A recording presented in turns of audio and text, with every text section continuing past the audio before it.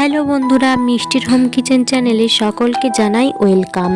যারা চ্যানেলটা নতুন দেখছো চ্যানেলটাকে এখনই সাবস্ক্রাইব করে নিও, আর ভিডিওটা ভালো লাগলে একটা লাইক করে নিও। তো আজ আমি বানাবো নিরামিষ খিচুড়ি।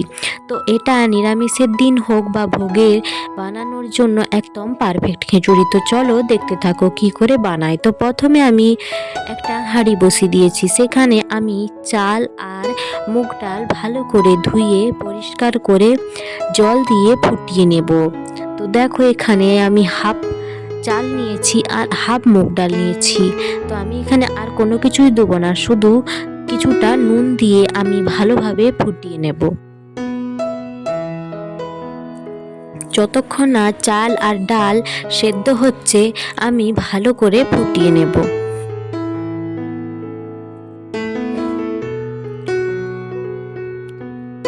এইদিকে আমি আরেকটা কড়াই বসিয়ে দিয়েছি। তো কড়াই ভালো করে গরম করে নিয়েছি। এখানে আমি সরষের তেল ব্যবহার করেছি। সরষের তেলে ভালো করে গরম করে ফুলকপি বড় বড় সাইজের কেটে রেখেছিলাম সেটাই দিয়ে দিয়েছি। ফুলকপির সাথে দিয়ে দেব সামান্য হলুদ গুঁড়ো আর নুন দিয়ে লাল লাল করে ভেজে নেব।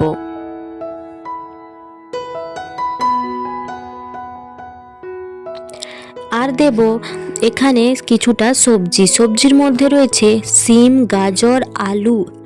এগুলোকেও ভালো করে ভেজে নেব। তোমরা চাইলে এখানে আরও সবজি অ্যাড করতে পারো। আমার এইখানে এই কয়েকটাই সবজি ছিল, তাই আমি এগুলো দিয়েই এই খিচুড়িটা বানিয়ে নিয়েছি। তো দিয়েছি আরেকটা টমেটোটাকেও একটু ভেজে নেব নেড়ে চেড়ে।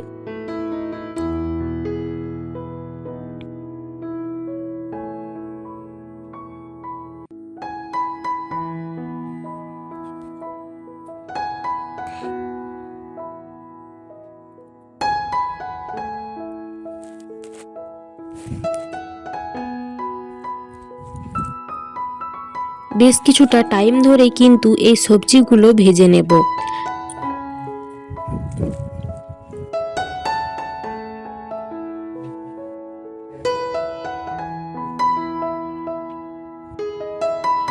এবার আমি সবজিটা ভালো করে ভেজে নিয়েছি। এখানে আমি বেশ কিছুটা আদা বেটে রেখেছিলাম, একটু জল দিয়ে দিলাম। এবার কিছুটা দেব লঙ্কা গুঁড়ো, এখানে কিন্তু পরিমাণ মতোই দিচ্ছি আমি, আর দিয়েছি সামান্য পরিমাণে হলুদ গুঁড়ো। এবার এই হলুদ গুঁড়ো আর লঙ্কা গুঁড়ো ভালো করে মিশিয়ে নেড়ে চেড়ে বেশ কিছুক্ষণ ভেজে নেব, যতক্ষণ না আদার একটা কাঁচা গন্ধ চলে যায়। তো আমি এদিকে চালটা যে বসিয়েছিলাম সেই চালটা বেশ কিছুটা ফুটে উঠেছে। তো হাফের প্রায় সেদ্ধ হয়ে গেছে।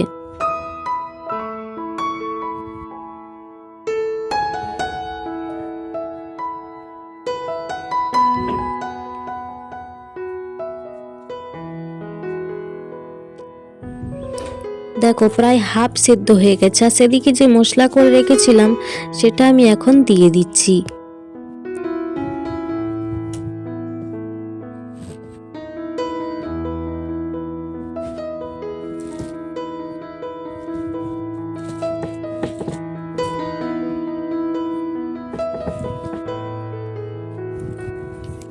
এবার সবজিটা চাল আর ডালের সাথে ভালো করে মিশিয়ে নেব।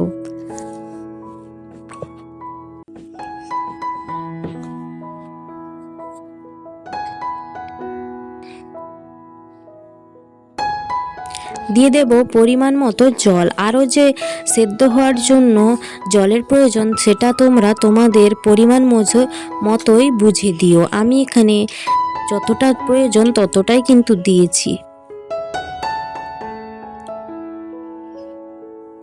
একটু নুনটা চেখে নেব।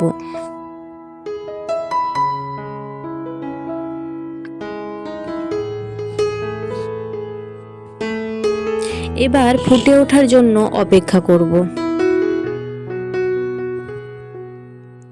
দেব কিছুটা কেটে রাখা ধনেপাতা।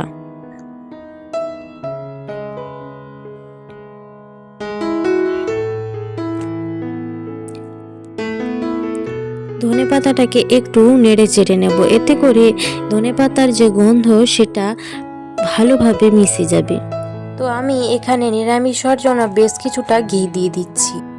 তো এদিকে এটা ফুটতে থাক, সেই সময় আমি আরেকটা কড়াইয়ে নিয়ে নেব কয়েকটা শুকনো মশলা। নিয়েছি 2টো তেজপাতা, একটা শুকনো লঙ্কা আর কিছুটা জিরে, গোটা জিরে। তো এবার আমি সরষের তেল দিয়ে এটাকে ভালোভাবে ভেজে নেব। তো ভালোভাবে সেদিকে আমি ভেজে নিয়েছি, আর তার খিচুড়িটাও তৈরি হয়ে গেছে। এবার আমি নামিয়ে ওই মশলাটা দিয়ে দিচ্ছি, এতে করে এর খিচুড়ির কিন্তু একটা টেস্ট ভালো আসবে। তো এইভাবে একবার নিরামিষ খিচুড়ি বানিয়ে দেখতে পারো, আর আমাকে কমেন্ট করে জানিও কেমন হয়েছে। তো চলো দেখতে থাকো, আবার একটা নতুন রান্না নিয়ে ফিরে আসবো। সবাই সুস্থ থেকো, ভালো থেকো।